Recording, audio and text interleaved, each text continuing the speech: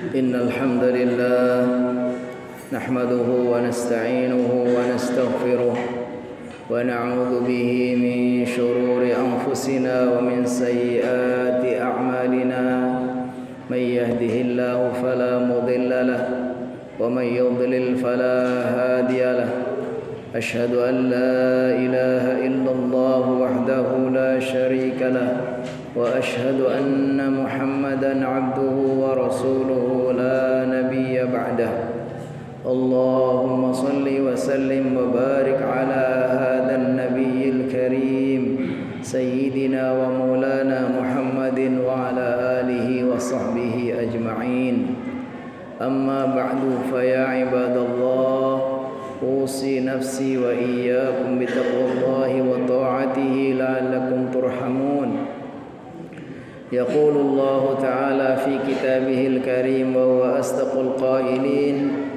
يا أيها الذين آمنوا اتقوا الله وقولوا قولا سديدا يصلح لكم أعمالكم ويغفر لكم ذنوبكم ومن يطع الله ورسوله فقد فاز فوزا عظيما ويقول رسول الله صلى الله عليه وسلم اتق الله حيثما كنت وأتبع السيئة الحسنة تمحها وخالق الناس بخلق حسن صدق الله وصدق رسوله النبي الكريم. Kaum muslimin jamaah salat Jumat yang dirahmati Allah, marilah sama-sama kita memanjatkan pujian dan syukur kehadiratnya, karena dengan limpahan rahmat, taufik dan hidayahnya kembali kita semua pada siang yang penuh berkah ini diberikan kemudahan untuk bersama-sama bertaqarrub kepadanya melalui ibadah Jumat. Marilah kita bermohon kepada Allah, kiranya niat, langkah dan kehadiran kita di dalam Jumat ini menjadi amal saleh yang Allah terima, yang Allah balas dengan pahala yang berlipat ganda.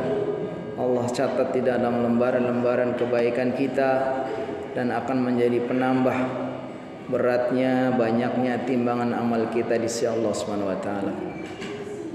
Salawat dan salam mudah-mudahan Allah senantiasa limpahkan, curahkan teruntuk baginda tercinta Rasulullah sallallahu alaihi wasallam beserta keluarganya, para sahabatnya, dan mudah-mudahan kita selaku umatnya kiranya Allah Subhanahu wa taala kelak mengizinkan beliau untuk memberikan syafaat kepada kita semua sehingga kita semua insyaallah bisa menjadi ahli surga bersama beliau. Amin amin ya rabbal alamin.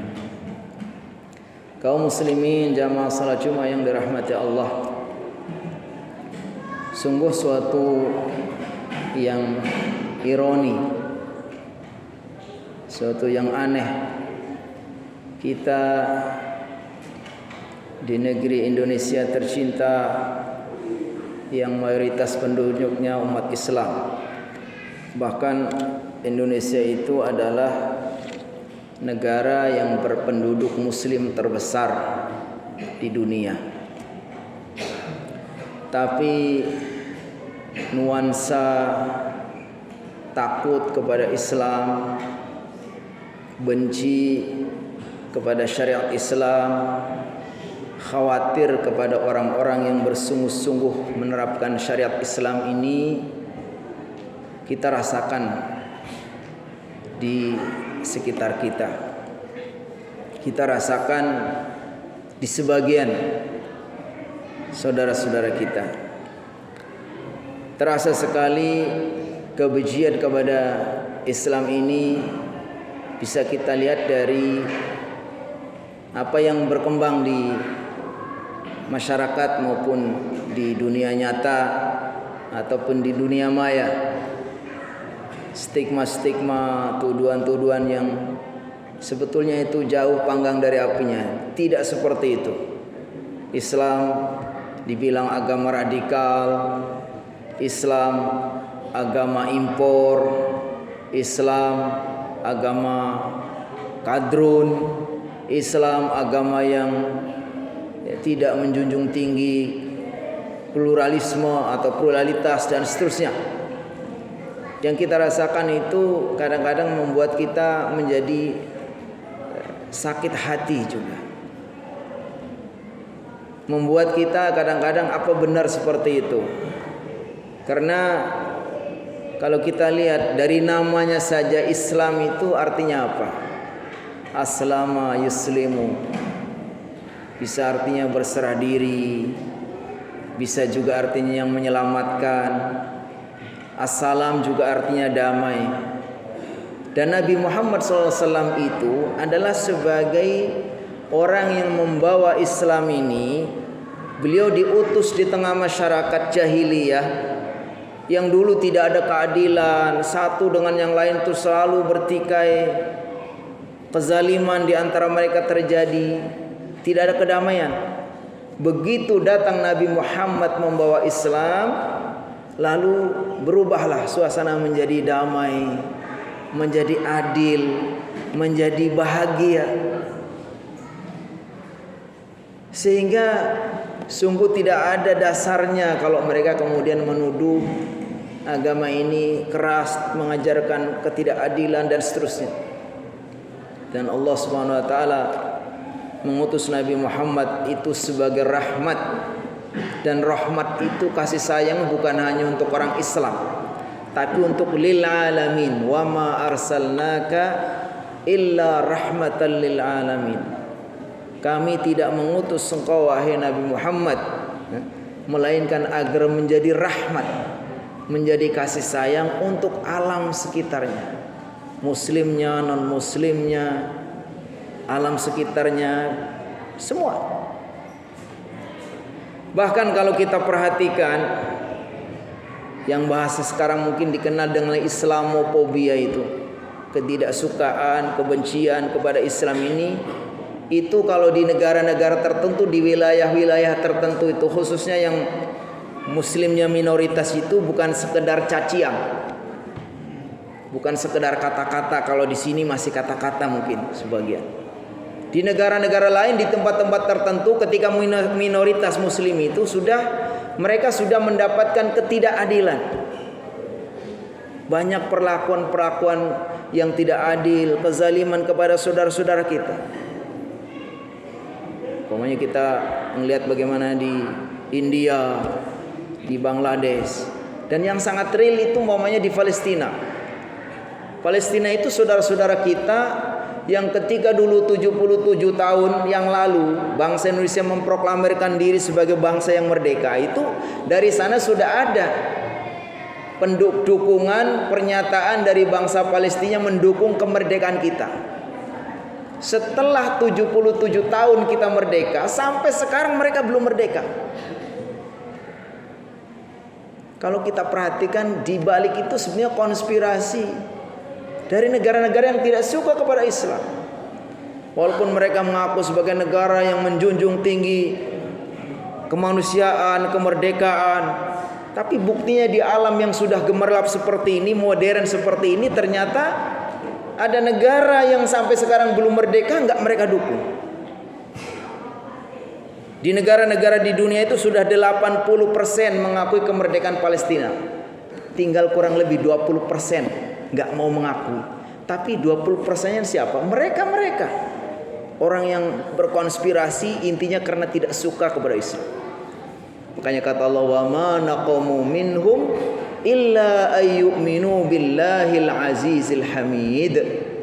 Kata Allah, mereka itu tidak melakukan penyiksaan, menyusahkan umat Islam, melainkan karena mereka beriman kepada Allah. Gak mau diatur sama kemauan mereka. Sebenarnya kalau mereka mau ngikutin apa yang menjadi mau mereka kasih kemerdekaan, jadi negara bonekanya mereka. Tapi ketika komitmen dengan Islam, bahwa Islam itu mengajarkan kita tidak boleh diperbudak oleh siapapun kecuali oleh Allah. Bahwa Nabi Muhammad diutus itu mengajarkan agar mengajak hamba-hamba yang dulunya beribadah atau diperbudak oleh sesama, hanya bolehnya diperbudak atau kita hanya menjadi hamba Allah Subhanahu wa taala. Jadi di negara-negara tertentu, di wilayah-wilayah tertentu, khususnya yang minoritas muslim itu, sudah mendapatkan perlakuan yang tidak adil. Sampai-sampai kalau kita lihat semangat bagaimana supaya saudara-saudara kita yang tidak mendapatkan keadilan ini bisa diselamatkan, bisa dibantu. Di PBB itu tanggal 15 Maret telah diumumkan, dideklarasikan 15 Maret sebagai hari anti kebencian kepada Islam, hari anti Islamofobia.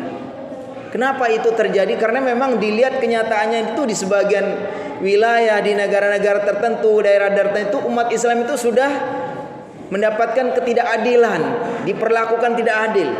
Sampai kalau kita baca beberapa tahun yang lalu informasi saudara-saudara kita sedang Jumatan di Brondong, kita bisa bayangkan ditembak. Dan itu semua adalah bukti bahwa nuansa kebencian atau yang disebut dengan Islamofobia itu sudah begitu kuat, sehingga dideklarasikanlah hari anti kebencian kepada umat Islam. Tapi sayang, kalau kita perhatikan deklarasi yang mereka gaungkan itu sepertinya tidak sampai ke kita, gak sampai ke bangsa Indonesia yang mayoritas Muslim. Terbukti apa? Terbukti kita sering sekali mendengar, terutama di medsos tulisan-tulisan itu masih begitu kental kebencian kepada Islam. Dan yang sangat kita prihatinkan, yang sangat kita sayangkan itu apa? Orang-orang yang membuat cuitan-cuitan tidak menyenangkan itu, stigma-stigma buruk kepada umat Islam itu, ternyata apa? Umat Islam itu sendiri. Mereka ngaku saya Muslim, saya sholat, saya kakek moyang saya dulu ulama. Mereka begitu bilang, KTP saya Islam. Tapi apa yang mereka lakukan dengan kata-katanya, dengan tindakannya, ternyata menyerang umat Islam, memusuhi umat Islam, memprovokasi umat Islam. Mereka ngaku, ya kan saya Muslim. Kenapa? Padahal itu sangat berbahaya. Orang kalau sudah berani menghina Allah, menghina Rasulullah, menghina Islam, itu kita khawatirkan jangan-jangan keimanannya, akidahnya, walaupun KTP-nya, keluarganya masih menganggapnya sebagai Muslim, jangan-jangan sudah keluar dari Islam.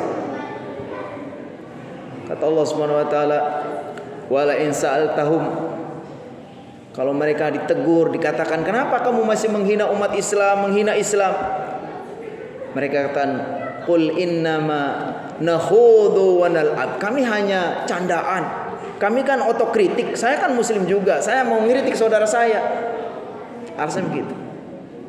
Kata Allah dijawab, "Qul abillahi wa rasulihi wa ayatihi, qul abillahi wa ayatihi wa rasulihi kuntum tastahzi'un."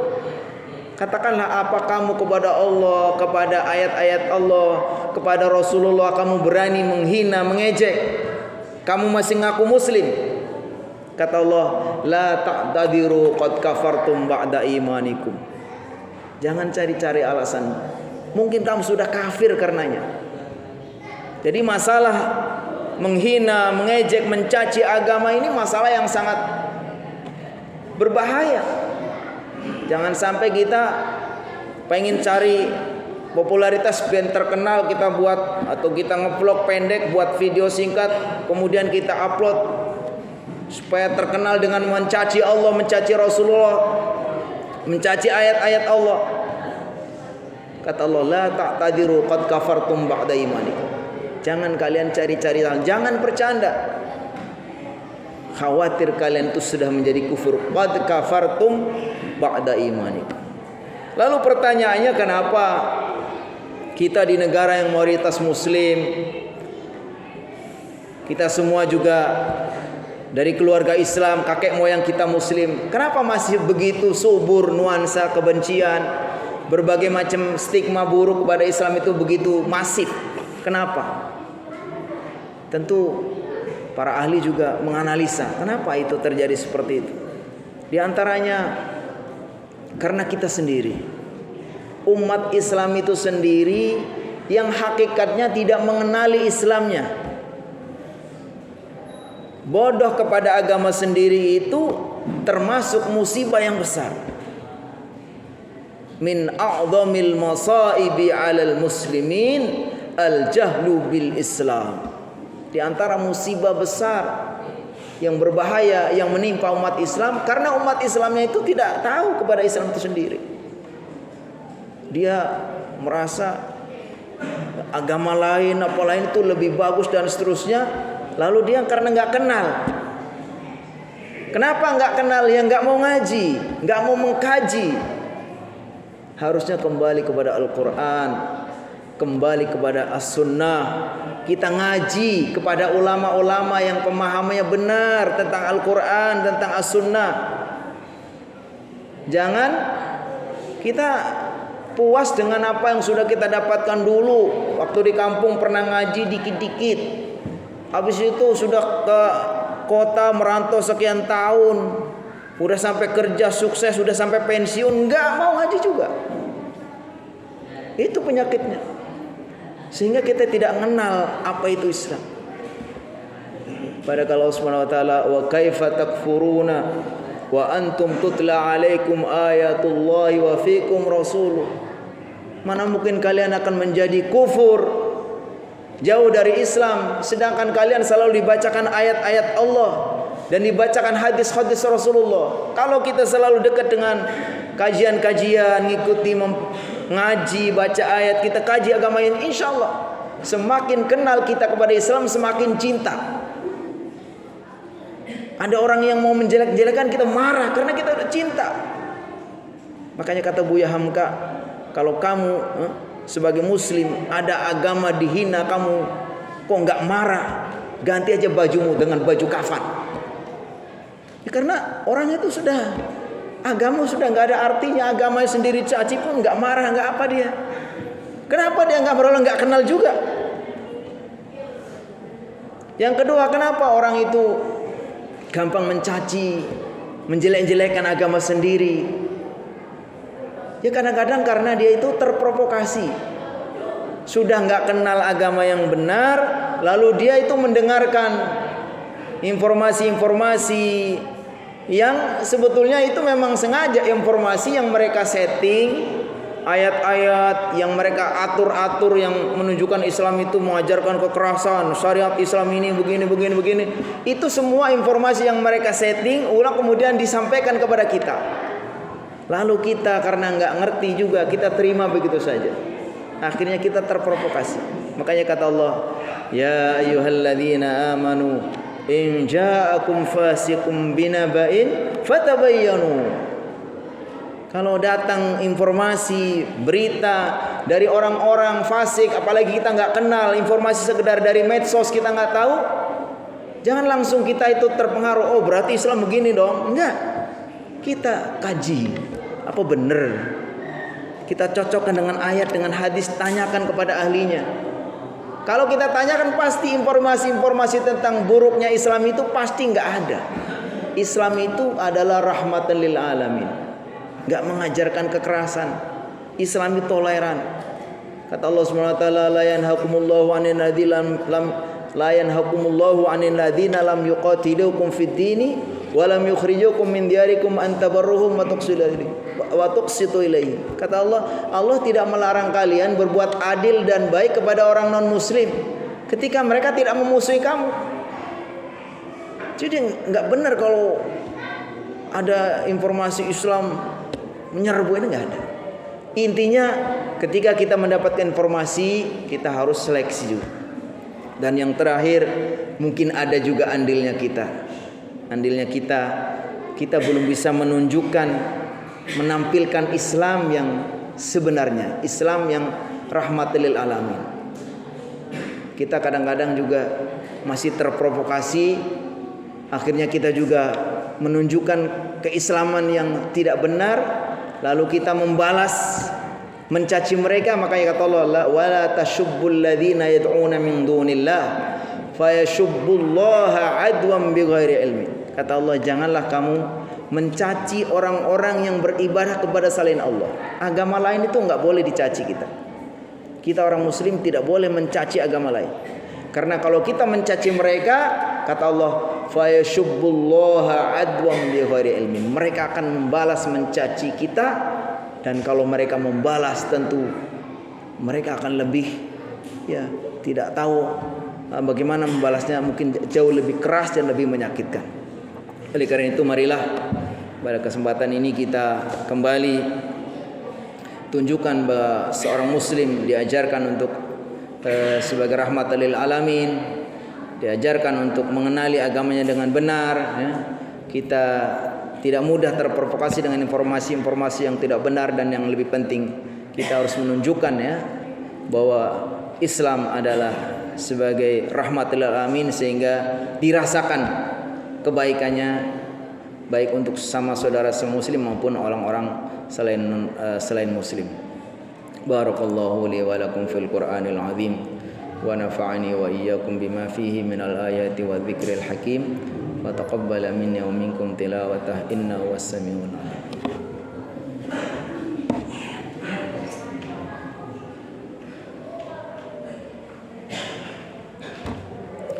Alhamdulillahi mu'izzi man ata'ahu wattaqa wa mudhilli man adha'a amrahu wa 'asa alladhi waffaqa ahla ta'atihi lil 'amali bima yarda wa nahaa 'an ma'siyatihi ma qaddarahu 'alayhi wa qada. Asyhadu an la ilaha illallah wahdahu la syarika lahu wa asyhadu anna Muhammadan 'abduhu wa rasuluhu la nabiyya ba'dahu. Allahumma salli wa sallim wa barik ala Muhammad wa ala alihi wa sahbihi wa sallim taslima. وبعد فيا عباد الله أوصي نفسي وإياكم بتقوى الله وطاعته لعلكم ترحمون. يقول الله تعالى في كتابه الكريم إن الله وملائكته يصلون على النبي يا أيها الذين آمنوا صلوا عليه وسلموا تسليما. اللهم صل على محمد عبدك ونبيك ورسولك النبي الأمي وعلى آله وصحبه وسلم تسليما عدد ما أحاط به علمك وخط به قلمك وصاه كتابك. ورضى الله عن ساداتنا أبي بكر وعمر وعثمان وعلي وعن الصحابة أجمعين وعن التابعين وتابعيهم بإحسان إلى يوم الدين. اللهم اغفر للمؤمنين والمؤمنات والمسلمين والمسلمات الأحياء منهم والأموات. اللهم أعز الإسلام والمسلمين وأهلك الكفرة والمشركين. اللهم دمر أعداءك أعداء الدين. اللهم اجمع كلمة المسلمين على الحق يا رب العالمين. اللهم اجعل جمعنا هذا جمعا مرحوما وتفرقنا من بعد تفرقا معصوما.